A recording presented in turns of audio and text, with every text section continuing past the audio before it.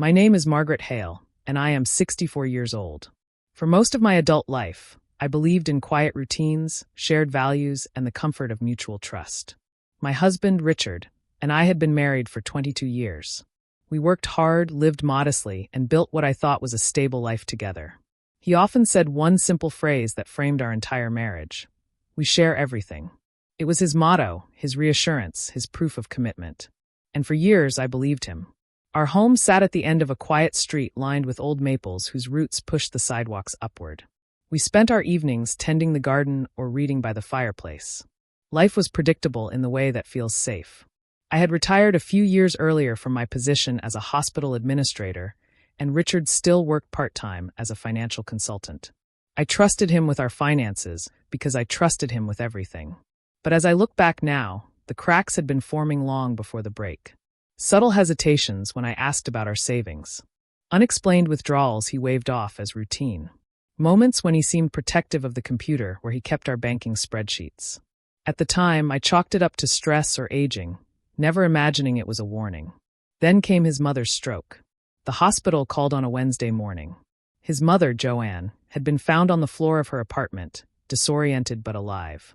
Richard rushed to her side, and I followed later that afternoon. Joanne and I had always had a civil, if distant, relationship. She was a woman of iron opinions and little warmth, the sort who believed sons owed their mothers everything, even in adulthood. In the weeks that followed, Joanne's recovery proved difficult. She needed round-the-clock care and refused to move into assisted living. Richard spent more and more nights at her house, sleeping on the pull-out couch, insisting she needed him. I admired his dedication at first. But I noticed something else too. He became secretive, short-tempered, and strangely possessive about our finances. One morning, when I gently suggested hiring part-time help for his mother, he snapped. "We don't need outsiders involved. This is family business. And remember, Maggie, we share everything." It was the way he said it that unsettled me. Firm, pointed, almost threatening, as if the phrase had shifted from a promise to a rule. I tried to brush it off, reminding myself that caregiving can unravel even the most patient hearts. But late one night, as I sat alone in our living room surrounded by silence, a deep unease settled over me. I couldn't explain it then. Only that something in our life, something fundamental, was starting to tilt. I didn't know it yet, but that tilt would soon turn into a fracture. And the man who preached sharing would reveal a very different meaning of the word. And the first real crack in our marriage is still waiting to appear. The discovery came on a rainy Tuesday morning, the kind where the sky hangs low and the world feels muffled. I was balancing my checkbook, something I still preferred doing by hand, when I logged into our joint account just to be sure everything matched. At first, I thought I misread the numbers. I blinked twice, then leaned closer to the screen. $45,000. Gone. Not spent. Not transferred between our accounts. Moved. And the notation beside the transaction read, "Transfer to external account ending in 2271. My stomach dropped so sharply I felt lightheaded. I scrolled through the history again, my hands turning clammy. Another line appeared beneath the transfer, as cold and blunt as a knife blade. Initiated by Joanne Wilkins. His mother. For a moment I simply stared, trying to make the numbers rearrange themselves into something that made sense. But they didn't. The reality settled over me with slow, crushing weight. Richard had given his mother access to our joint account. Access to funds we had built together over more than 2 decades. I tried calling him first. He didn't pick up. I tried again. Straight to voicemail. His usual message, "We share everything, leave a message," landed like a stab. Something inside me steadied. A slow, deliberate clarity that comes only with deep betrayal. I called the bank next. The representative confirmed, in a tone that suggested she thought I already knew, that an additional user with full transfer privileges had been added to our account 3 months earlier. Her name, Joanne Wilkins. Added by Richard Hale. I hung up, feeling the world tilt again. When Richard finally returned home that evening, smelling faintly of hospital disinfectant and old fabric softener, I was waiting at the kitchen table with the bank statements in front of me. He paused when he saw them, his face tightening in a fleeting expression he quickly smothered. "What's all this?" he asked, setting down his keys with exaggerated calm. "You know what this is," I said. His jaw worked, as if chewing an argument. Then, with a sigh that tried to sound exasperated rather than guilty, he said, "Mom needed the money, Maggie. She's got medical bills, equipment. That doesn't give her the right to take from our joint savings," I replied quietly. His shoulders stiffened. "You're overreacting." There it was. The dismissal. The minimizing. The casual erasure of my place in the marriage. I held his gaze, feeling something inside me break with a soft but irrevocable snap. "Richard," I said, "you let someone else access our life savings. Without telling me. Without asking me. That isn't sharing." He frowned, his mouth flattening into a sharp line. "My mother took care of me. I owe her. And since we're married, what I owe is what we owe. We share everything. Isn't that what you've always said?" But I hadn't said that. He had. Always him. I realized, in that moment, that his motto was never about partnership. It was about entitlement. His entitlement. As he walked away, muttering under his breath, I felt the first flicker of anger. Not wild or dramatic. Cold. Steady. The kind of anger that leads to truth. The kind that leads to justice. And the line between partnership and betrayal has just been crossed. I didn't sleep that night. Instead, I found myself retracing the long, tangled line of history that had shaped Richard and his mother, and shaped our marriage in quieter ways I had ignored for too long. I married Richard when I was 42 and he was 47. We were both divorced, both wary, both hoping for something steadier the second time around. His upbringing had always seemed like a footnote, a quiet shadow behind him. He grew up as an only child to a single mother who scraped by working 2 jobs, often leaving him to fend for himself. He once told me she taught him resilience, though the word felt too polished for what he described. Over the years, I learned that Joanne's love was a tight, possessive thing. The kind that praises sacrifice but demands repayment disguised as loyalty. The kind that binds rather than nurtures. I had seen flashes of her influence throughout our marriage. When Richard insisted that holidays be spent exclusively at her house, even when I longed to see my own family. When he canceled trips last minute because she needed him. When he brushed off her barbed comments about me with a shrug and a quiet, "That's just how she is." At the time, I told myself it was easier not to push. Many women of my generation have practiced the art of minimizing conflict for the sake of peace. But looking back, I see how those small concessions stacked into a quiet architecture of imbalance. Even our finances bore that shape. When we married, I brought my own savings from years of steady work. He brought less, but I never once used that as a weapon. We merged everything, building a common life. A shared home. A retirement fund. A future. But Richard never truly let go of the idea that what was his mother's. And by extension, what was mine was also hers. The next day, I visited Joanne at her house under the pretense of delivering groceries. She was sitting in her recliner, wrapped in a knitted blanket like a queen receiving audience. Her expression sharpened the moment she saw me. "Well," she said, her tone clipped. "Richard told me you were upset. $45,000 was transferred out of our account," I replied evenly. "I need to understand why." Her eyes narrowed, as if I had crossed some unspoken boundary. "I took what Richard said I could take, and I will pay it back when I can." "When you can," I repeated softly. The note on the transfer said gift. She sniffed. Richard insisted. "He owes me. And you don't understand what family obligation means." There it was again. Obligation. Loyalty. Ownership. Not partnership. I left with something new settling inside me. Not just anger. Clarity. This wasn't an isolated incident. It was the culmination of years of erosion, small acts of disregard forming a single landslide. And the more I revisited our past, the more I realized how long I had been walking with my eyes half closed. That would end now, because clarity, once found, demands action. And the past has begun to illuminate the real motive behind the betrayal. The next week, I began gathering the pieces quietly, methodically, and without drama. I have always believed that truth does not require theatrics, only patience and attention. Years spent in hospital administration taught me that documentation is often more powerful than confrontation. Paper trails do not lie. I started by printing every bank statement from the past 18 months. Then I created a ledger, listing all unexplained withdrawals and transfers. There weren't many, but each one now felt suspicious. In the margins, I noted dates when Richard had been unusually protective of our finances. Next, I contacted the bank again and requested the full authorization record for the joint account. The representative hesitated at first, but since my name was on the account, she was legally required to provide it. When the documents arrived, my suspicions hardened into certainty. 3 months earlier, 2 days after Joanne's minor fall, the one Richard insisted was no big deal. He had logged in and added his mother as an authorized user. Full privileges. No limitations. He had signed electronically as joint owner. And he hadn't told me a word. I placed the printouts in a folder labeled Account Access, then moved on to the next layer. Medical billing. If the money had gone to legitimate medical expenses, I needed to verify that. I contacted her insurance provider, explaining that I was gathering cost information because I might be assisting with her care planning. The representative pulled up her records. Most of her expenses are covered, she said. She has premium supplemental insurance. Out-of-pocket costs this year total around $600. $600. Not $45,000. A cold clarity washed through me. That weekend, while Richard stayed at Joanne's house, I visited her home again.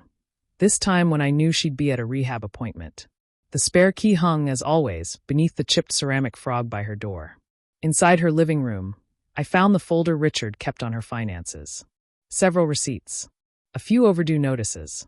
But nothing remotely close to the amount that had vanished from my account. Instead, tucked beneath a stack of papers, I found something else. A preliminary invoice for a down payment on a senior community she had been considering. One with a hefty admission fee. A $45,000 admission fee. And at the bottom, in Richard's handwriting, I'll cover the first installment. Mom deserves comfort now. Deserves comfort now. My hands trembled, not from rage, but from the quiet, devastating truth of it. Richard had not only used our money without my consent, he had committed to ongoing payments. Payments I never agreed to. Payments he assumed were his right to take from our shared life. I took photographs of every document. Slowly, methodically, then returned everything to its exact position. By the time I drove home, I knew what I had to do. Not in anger, but in resolve. This betrayal wasn't a mistake. It was a pattern of entitlement. And patterns require boundaries. Concrete ones.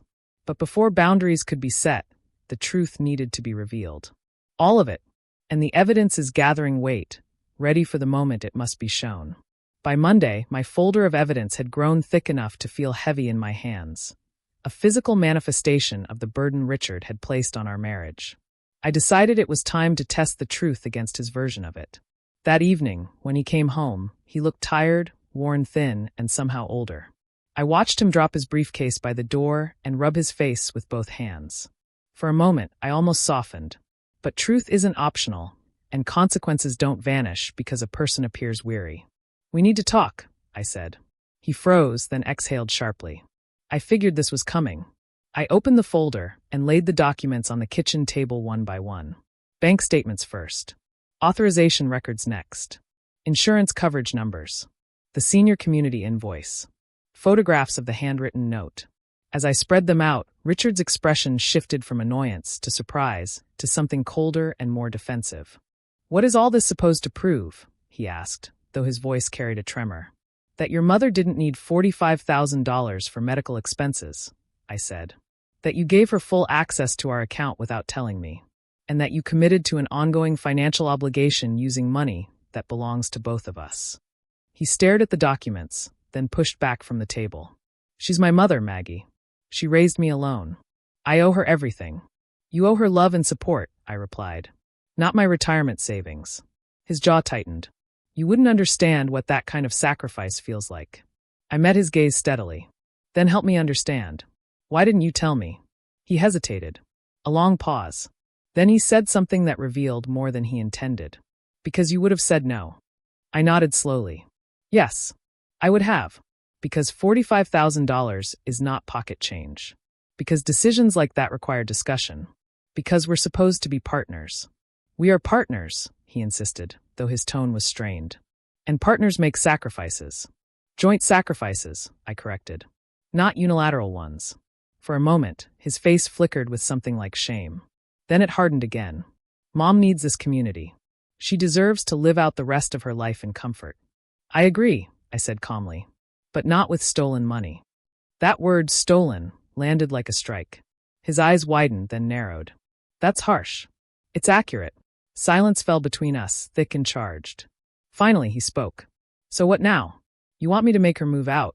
You want her to go back to that tiny apartment? After what she's been through? What I want, I said softly, is accountability. And what does that mean to you? He challenged.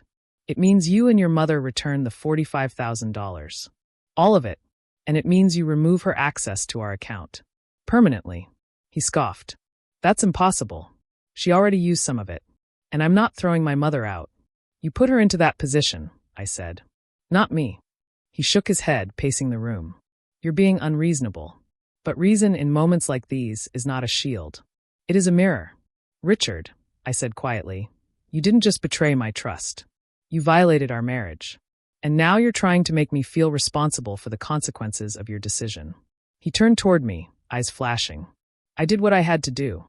No, I replied. You did what you wanted to do, because you assumed I would bear the cost. He didn't answer. Couldn't answer. The truth laid bare has a way of silencing even the boldest excuses. And the stage is set for the confrontation that will redefine everything. A few days later, I arranged the meeting. Calm. Controlled. Necessary. I invited both Richard and Joanne to the house on Saturday afternoon. Neither knew the other had been asked. That was intentional. Truth, when witnessed, loses the shadows it hides in. Richard arrived first, already agitated. Why are we doing this again? I thought we talked. We didn't talk, I said. You deflected. Today, we finished the conversation. Before he could respond, Joanne stepped into the doorway with her cane tapping sharply against the floor. Her expression was pinched, suspicious, and tinged with annoyance. What's this about? She snapped. I don't have all day. I gestured to the dining table where I had neatly organized every piece of evidence. Please sit. Both of you. Joanne planted herself in a chair like a monarch preparing for judgment. Richard sank into another, shoulders tense. I began slowly, evenly, the way I had mediated countless disputes at the hospital. Facts first. Emotion later. Over the past 3 months, $45,000 was transferred from our joint account to an external account under Joanne's name. That transfer was made without my knowledge or consent. Joanne scoffed. Richard told me I could take it. I never agreed to that, I said. And you knew the account was joint. I assumed it was his money, she said. I raised an eyebrow. After 22 years of marriage, you assumed he had $45,000 of solo funds hidden in a joint account. Her lips tightened. I continued. Your medical expenses were $600 for the year, not $45,000. Joanne shifted uncomfortably. And the invoice for the senior community, I added, placing the copy in front of her. Complete with Richard's note committing to future payments. Using our shared savings. Joanne looked at Richard then, not at me. You told me she was on board. Richard's face flushed. I said she wouldn't object if she understood. I understood perfectly, I interrupted. You assumed my silence. You counted on it. For a moment, the room went still. I folded my hands. Here is what needs to happen. The $45,000 must be returned. Either by you, Richard, or by your mother. And Joanne's access to our account ends today. Joanne leaned forward, eyes blazing. You selfish woman. After everything I've endured, you're really going to put money ahead of compassion? No, I said gently. I'm putting boundaries ahead of exploitation. Richard slammed his palm on the table. She is my mother. And I am your wife, I replied quietly. Those 6 words hung in the air. Heavy. Decisive. Then I placed the final document on the table. A notarized notice drafted by the bank, ready for Richard's signature, removing Joanne's access immediately. Joanne looked ready to explode. Richard looked cornered. You tricked us, he said softly. No. I confronted you with the truth. And the truth requires choices. Joanne stood abruptly, her chair scraping the floor. Come on, Richard. We don't have to listen to this. But he didn't move. He stared at the papers. Then at me. Then back at his mother. This isn't right, he murmured. You're damn right it isn't, Joanne snapped. But Richard's voice hardened. No, Mom. Not what she's asking. What we did. Silence. For the first time, Joanne seemed unsure. Richard reached for the pen. His hand trembled as he signed the authorization removal form. Joanne stared at him, betrayal etched on her face, but she said nothing. When he finished, I gathered the papers and nodded. The funds need to be returned within 30 days, I said. Otherwise, I will pursue legal action. Joanne let out a harsh laugh. You wouldn't. I will, I said calmly. Because boundaries matter. And because marriage is not a free bank account. And the confrontation has shifted the balance, for the first time, in my favor. The following month unfolded like the slow settling of dust after a long-awaited storm. Richard moved back home, though the distance between us lingered like a quiet echo. Joanne refused to speak to me directly, but she did return the money. Not all at once. Not gracefully. But she returned it. It began with a certified check for $15,000, delivered without a note. Then another $10,000 wired from a savings account I hadn't known she had. The final $20,000 came from Richard himself, who took on extra consulting work to cover the difference. It wasn't easy for him, and I didn't make it convenient. The bank restored my security controls. Joanne's access was permanently removed. New restrictions were placed on withdrawals unless both of us approved. Richard agreed without argument, something that surprised me more than anything else. But consequences go beyond money. Richard and I began counseling, though he resisted at first.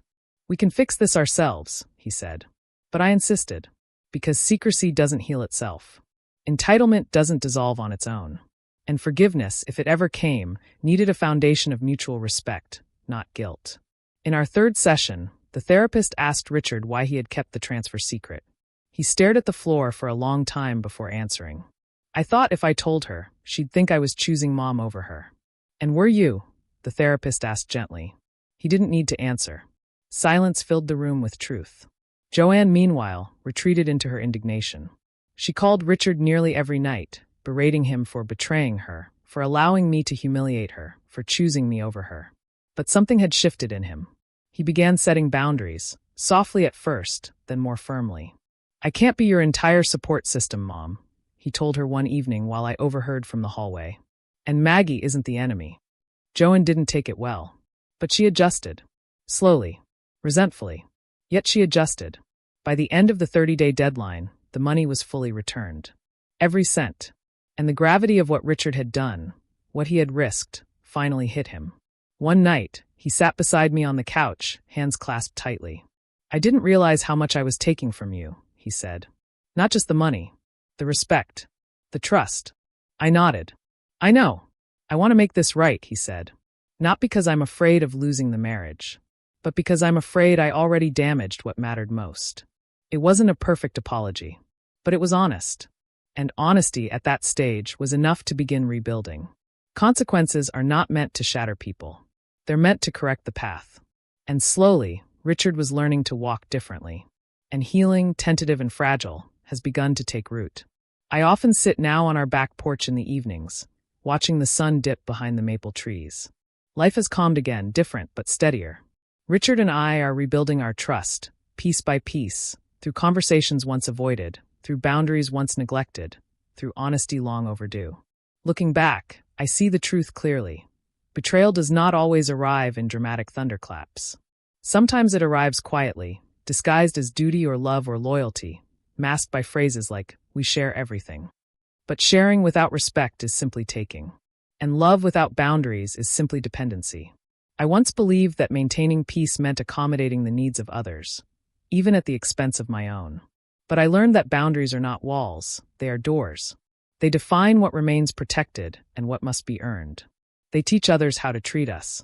They safeguard the dignity we often sacrifice without noticing. Richard now understands that marriage is not a hierarchy. It is not a ledger of debts owed to childhood ghosts. It is a partnership where decisions are built on transparency, not entitlement. And though we still navigate difficult terrain, I see genuine effort in him, and that matters more than perfection. As for Joanne, our relationship will never be warm. But it is respectful now, at least in the sense that she understands I will not be dismissed, bypassed, or used.